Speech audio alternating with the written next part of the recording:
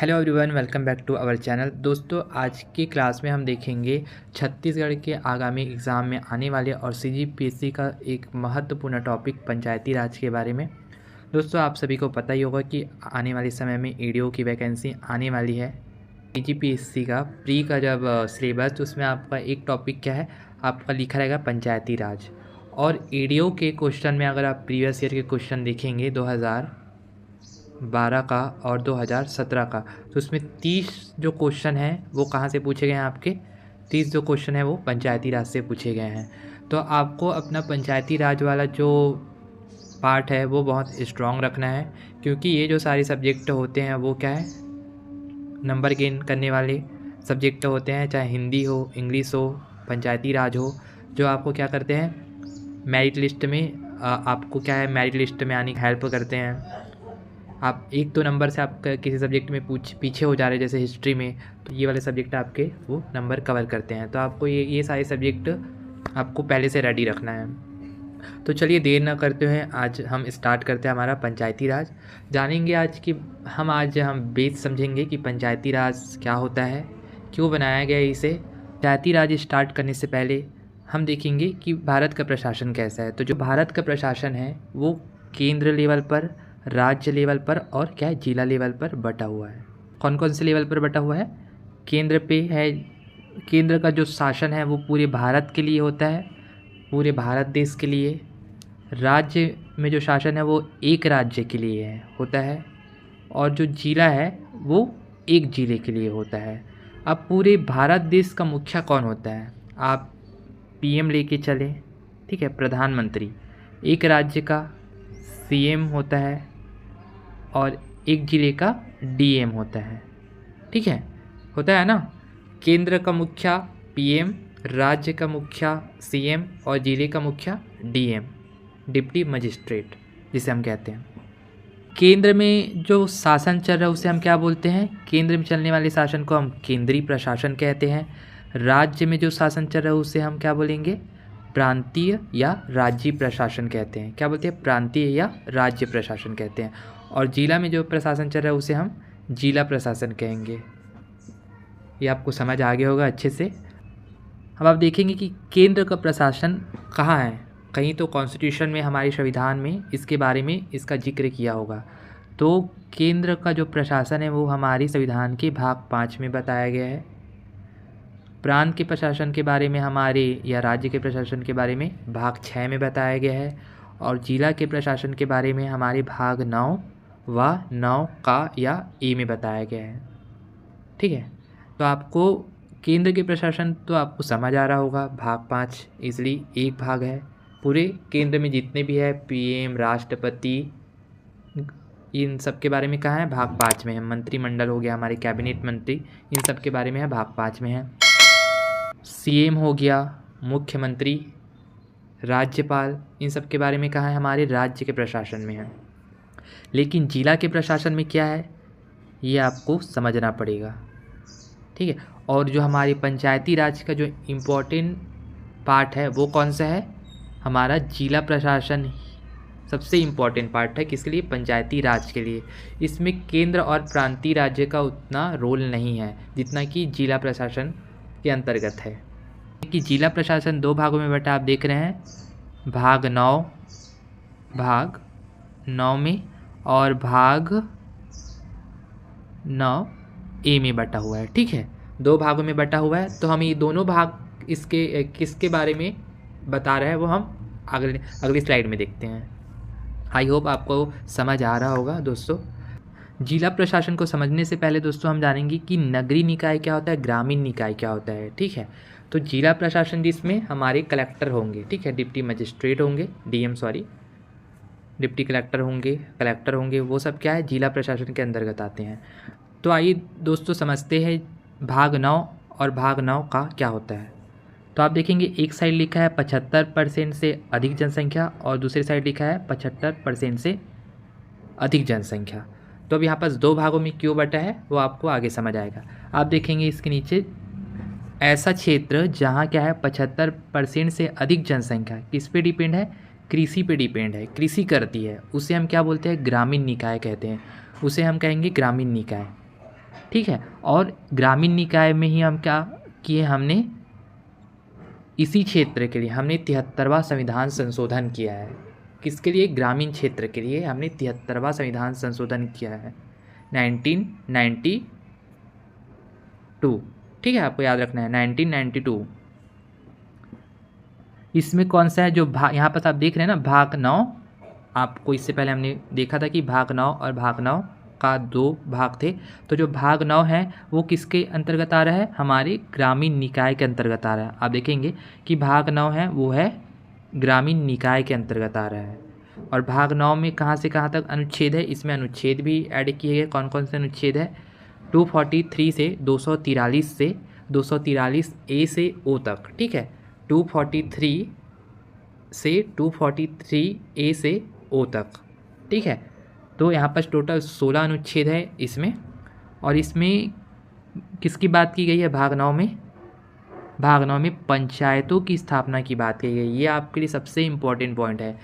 पंचायतों की स्थापना की बात 73वां संविधान संशोधन में किया गया है। कौन से भाग में? भाग 9 में। कितने अनुच्छेद है? 243 से 243 ए से 243 ओ तक है। और ये किस क्षेत्र के लिए है? किस निकाय के लिए है? ग्रामीण क्षेत्र के लिए। ठीक है, और ग्रामीण क्षेत्र क्या है? जहाँ पर क्या है 75% से अधिक जनसंख्या कृषि करती हो या कृषि पे डिपेंड हो।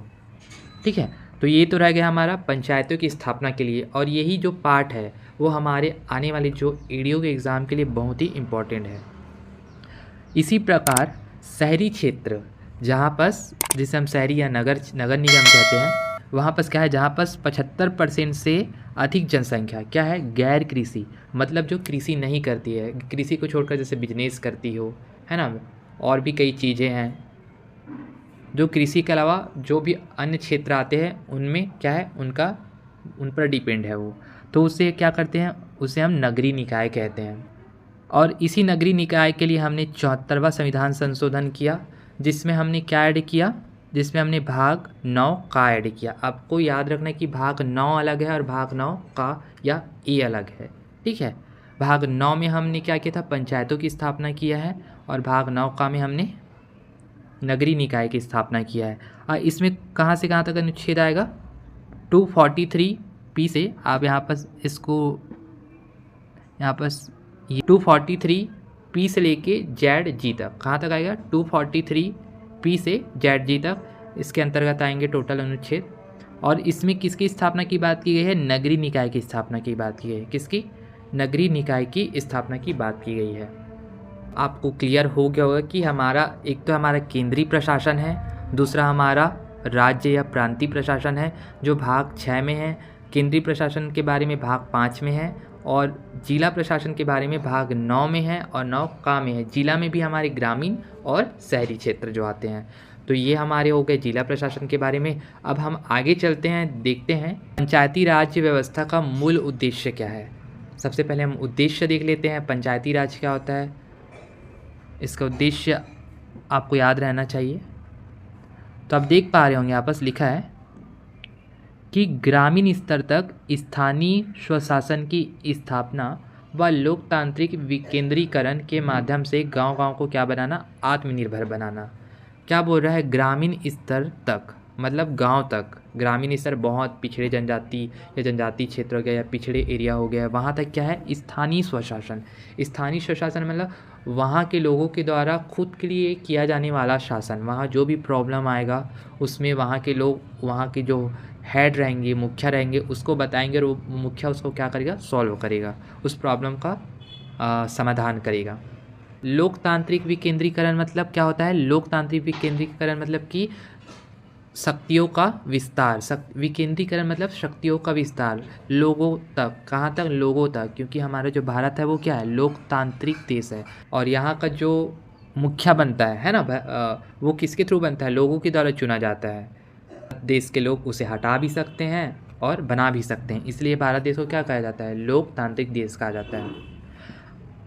और यहाँ पर किसको आत्मनिर्भर बनाना है? गांव-गांव को मतलब गाँवों को आत्मनिर्भर बनाना है। यहाँ पर हम शहर की बात नहीं कर रहे, हम पंचायती राज पढ़ रहे हैं। तो पंचायती राज आपने देखा भाग 9 में है, ठीक है। और 243 ए से ओ तक की बात अनुच्छेद उसमें है, ठीक है। टोटल 16 अनुच्छेद क्या किस में है, भाग 9 में है, आपको याद रखना है। तो देख लेते हैं स्थानीय स्वशासन क्या होता है। इसी का एक पैराग्राफ में आपको थ्योरी के रूप में आपको लिखा गया है। क्या बोल रहा है देख लेते हैं। गांव और जिला स्तर के शासन को स्थानीय शासन कहते हैं। गांव और जिला स्तर में जो होता है उसे हम क्या बोलते हैं, स्थानीय शासन कहते हैं। और इससे जो ऊपर होता है उसे हम क्या बोलते हैं, राजकीय शासन, और इसके बाद केंद्रीय शासन। हमने देखा कि जिला स्तर पर होने वाले शासन को हमने जिला स्तरीय शासन कहा, जिसे हम क्या बोलते हैं, स्थानीय शासन कहते हैं। इससे आशय ऐसे शासन से है जिसमें राजनीतिक शक्ति का विस्तार आम आदमी के हाथों तक हो, जिसे वे अपना क्या कर सके, अपनी जो स्थानीय समस्याओं का निवारण स्वयं कर सके, वह प्रशासन में निर्णायक भूमिका अदा कर सके। आप यहाँ पर अच्छे से समझ पा रहे होंगे या आपको समझ आ रहा होगा इस लाइन से कि स्थानीय स्वशासन कहाँ होगा, ये स्थानीय शासन। गांव और जिला स्तर के शासन को हम स्थानीय शासन कहते हैं। और इसमें क्या है, शक्तियों का विस्तार होगा। अब जब शक्तियों का विस्तार होगा, लोगों तक शक्तियाँ जाएंगी, उसके मुखिया बनेंगे, तो वो अपनी क्या है, अपनी प्रॉब्लम का खुद उसका सॉल्यूशन निकाल सकते हैं।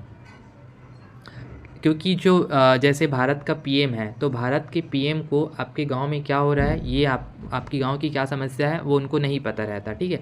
लेकिन अगर आपका गांव का कोई मुखिया है, तो उसे आपके गांव का जो समस्या है या आप उसको अपना समस्या बताएंगे तो उसे वो उसका समाधान कर सकता है।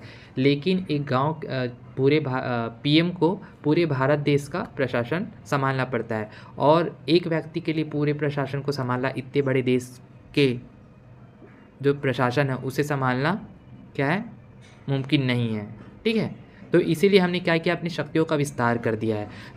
जैसे फॉर एग्जांपल के लिए दोस्तों, अगर हम बात करें कि एक स्कूल है और एक स्कूल में प्रिंसिपल है और स्टूडेंट है, तो क्या वो स्कूल चल पाएगा, नहीं चल पाएगा। उसके लिए क्या लगेगा, टीचर की ज़रूरत होगा, ठीक है, और अन्य कर्मचारियों की ज़रूरत होगा, काम करने वाले की, तभी क्या है वो स्कूल अच्छे से चल पाएगा। उसी तरीके से भारत के अलग अलग क्षेत्रों में, अलग अलग इलाकों में, ठीक है, क्या है, हमें पंचायती राज और नगरीय निकाय की स्थापना करने की एक आवश्यकता महसूस हुई, तभी हमने पंचायती राज की स्थापना की, और ताकि हमारा जो शासन है वो अच्छे से और शांत तरीके से चल सके। उसके बाद हम देखेंगे हमारा जो दूसरा जो यहाँ पर पॉइंट लिखा है, लोकतांत्रिक विकेंद्रीकरण। तो लोकतांत्रिक विकेंद्रीकरण है क्या है, लोकतांत्रिक मतलब जहाँ सारे लोगों को क्या है, बराबर अधिकार हो, क्या हो, जहाँ सारे लोगों को बराबर अधिकार हो, उसे हम क्या बोलते हैं, लोकतांत्रिक बोलते हैं। हमें रहने का अधिकार है, खाने का अधिकार है, घूमने का अधिकार है, ठीक है ना, कि नहीं है किसी को, तो इसी को क्या बोलते हैं, हम लोकतांत्रिक देश कहते हैं। अगर हम कुछ खा रहे तो कोई हमें मना कर देगा, हम कहीं जा रहे हैं तो हमें क्या कोई बाजू वाला रोकता है क्या कि मत जाओ ऐसे करके घूमने, नहीं बोलता ना। तो उसी तरीके से क्या है, हमारा जो देश है वो लोकतांत्रिक देश है। हम अपने कुछ नियम, रूल्स, रेगुलेशन हमें फॉलो करने पड़ते हैं, ठीक है। उसके साथ हम हमारे जो अधिकारों के साथ है वो हम उसके साथ रह सकते हैं। विकेंद्रीकरण मतलब मैंने आपको बता दिया कि विकेंद्रीकरण क्या होता है, आप समझ गए होंगे। एक तो होता है केंद्रीकरण और एक होता है विकेंद्रीकरण। केंद्रीकरण क्या होता है, आप जैसे यहाँ पास देख रहे होंगे, यहाँ पास साइन दिया है, जैसे इसमें है एक सर्कल है जिसमें क्या है, मान लीजिए आप फॉर एग्जांपल के लिए एक सेंटर है, सेंटर में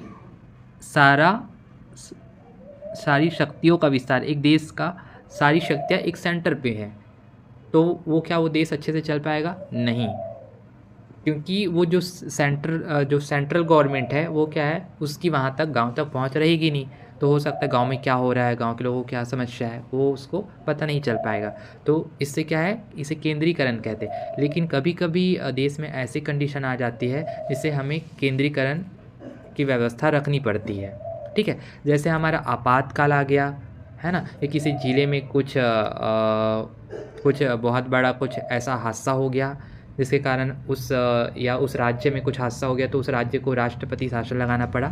तो ऐसे कुछ सिचुएशन होते हैं जिसमें हम क्या वो डायरेक्ट राष्ट्रपति या केंद्र के अंतर्गत आ जाता है वहाँ का मामला है जो, ठीक है। यहाँ आप इस मुट्ठी से पता कर पा रहे होंगे कि जब आप अपनी मुट्ठी बंद करेंगे तो आपकी सारी शक्तियाँ आपके मुट्ठी पे ही केंद्रित हो जाती हैं। लेकिन आप उसे जैसे ही फैलाएंगे, जैसे आप देखेंगे है ना, मुट्ठी को आप फ्री करें तो आपकी सारी शक्तियाँ आप फ्री हो जाते हैं, आपको फ्री फील होता है ना। तो एक शक्तियों का क्या हो रहा है, केंद्रीकरण हो रहा है, मतलब शक्तियों को एक जगह एकत्रित किया जा रहा है, और वहीं से वहाँ की सारी सत्ता जो है शासन चल रहा है, और यहाँ एक है जहाँ पर अलग अलग शक्तियों का विस्तार कर दिया गया है। ठीक है, जैसे केंद्रीकरण में क्या है, हमारे देश में है, एक देश है भारत देश जहाँ राज्य है, जैसे फॉर एग्जांपल छत्तीसगढ़ ले लें, जिला है रायपुर। तो वैसे ही यहाँ पर क्या है, हमारे देश में अलग अलग क्षेत्रों में हमारे यहाँ केंद्रीकरण भी है समय समय पर। और बाकी तो आप सभी को पता है, हम जिला में आप एक गांव में रहते हैं, आप सिटी में रहते हैं, तो आपको पता है कि हमारे यहाँ सामान्यतः विकेंद्रीकरण ही की व्यवस्था है। ठीक है, तो आई होप दोस्तों आपको ये समझ आ रहा होगा कि हमारा पंचायती राज व्यवस्था का मूल उद्देश्य क्या है। एक बार आप फिर से देख लेंगे कि ग्रामीण स्तर तक स्थानीय स्वशासन की स्थापना करना, स्थानीय स्वशासन की, ठीक है, लोकतांत्रिक विकेंद्रीकरण के माध्यम से। किसके माध्यम से? स्थानीय शासन की स्थापना व लोकतांत्रिक विकेंद्रीकरण के माध्यम से गाँव को क्या करना है, आत्मनिर्भर बनाना है। तो ये हमारा मूल उद्देश्य है कि क्या होता है लोकतांत्रिक विकेंद्रीकरण, शासन या सत्ता को एक स्थान पर केंद्रित करने के बजाय उसे विभिन्न स्तर पर विभाजित कर दिया जाता है। वही बात है कि अगर हम मुट्ठी बांधेंगे तो हमारी शक्तियाँ एक जगह क्या हो जाएगी, केंद्रित हो जाएगी। लेकिन अगर हम मुट्ठी खोलते हैं तो क्या होता है कि शक्तियों का विस्तार हो जाता है। तो उसी तरीके से इसमें क्या है, शासन को अच्छे तरीके से चलाने के लिए हमें क्या है, शक्तियों का या विस्तार करना पड़ेगा या उसे विभाजित करना पड़ेगा अलग अलग स्तरों पे। उसे हम क्या बोलते हैं, लोकतांत्रिक विकेंद्रीकरण। विकेंद्रीकरण मतलब डिसेंट्रलाइजेशन और केंद्रीकरण मतलब सेंट्रलाइजेशन। ठीक है, अब यहाँ पर एक आया था, आप देखेंगे, गांव को आत्मनिर्भर बनाना। ठीक है, अब गांव को आत्मनिर्भर कैसे बनाएंगे तो हम देखते हैं उसके लिए। तो उसके लिए हमने ही क्या किया, पंचायती राज की स्थापना की।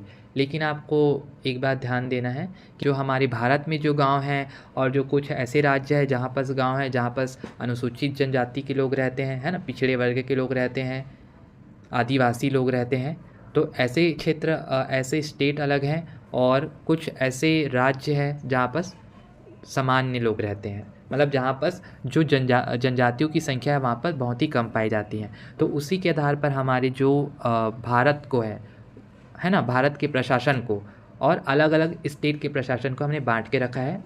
ठीक है, तो आज हम छत्तीसगढ़ के बारे में पढ़े तो हम छत्तीसगढ़ के गांव के प्रशासन की बात करेंगे। अगर कोई झारखंड से है तो वो झारखंड के प्रशासन की बात करता। तो जैसे जो भारत के गांव का प्रशासन है वो तो सारे राज्य के लिए एक रहेगा, लेकिन हम छत्तीसगढ़ की बात कर रहे हैं तो छत्तीसगढ़ की बात करेंगे हम, छत्तीसगढ़ के गांव का प्रशासन। अगर हम झारखंड से हैं तो झारखंड के गांव का प्रशासन की बात करेंगे। तो यहाँ पर जो गांव का प्रशासन है वो कैसे, दो भागों में बटा हुआ है। ठीक है, गांव का प्रशासन दो भागों में, भारत देश के गांव का प्रशासन और छत्तीसगढ़ के गांव का प्रशासन। जो भारत देश के गांव का प्रशासन है वो कौन से भाग में है, भाग 9 में। और भाग 9 में हमने क्या पढ़ा था, जिला प्रशासन में भाग 9 और भाग 9 का था ना, ए, भाग 9 ए था।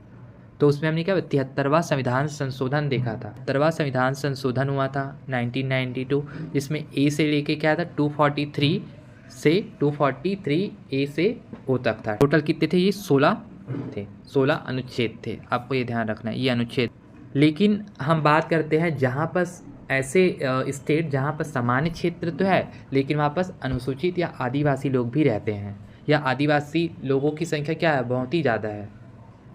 तो ऐसे क्षेत्र की बात कर लेते हैं। तो ऐसे हम छत्तीसगढ़ है हमारा, हम छत्तीसगढ़ के बारे में पढ़ रहे हैं तो छत्तीसगढ़ की बात कर रहा हूँ मैं बार बार कह रहा हूँ। ठीक है, दूसरे स्टेट वाले अपना जैसे झारखंड का पढ़े तो हम यहाँ पे झारखंड लिखते हैं, या हम उड़ीसा का पढ़े तो उड़ीसा लिखते हैं। तो फिर से हमने छत्तीसगढ़ के जो गाँव का प्रशासन उसे दो भागों में बांट दिया, सामान्य क्षेत्र का प्रशासन और अनुसूचित एरिया का प्रशासन। जो सामान्य क्षेत्र के प्रशासन के लिए जो छत्तीसगढ़ में क्या किया गया, पंचायती राज अधिनियम 1993 के तहत क्या लाया, विधेयक लाया गया। कब लाया गया, ये 7 जून 2001 को लाया गया। 18 जून को 2001 को राजपत्र में क्या हुआ, ये प्रकाशित हुआ, मतलब अधिसूचना इसका आया।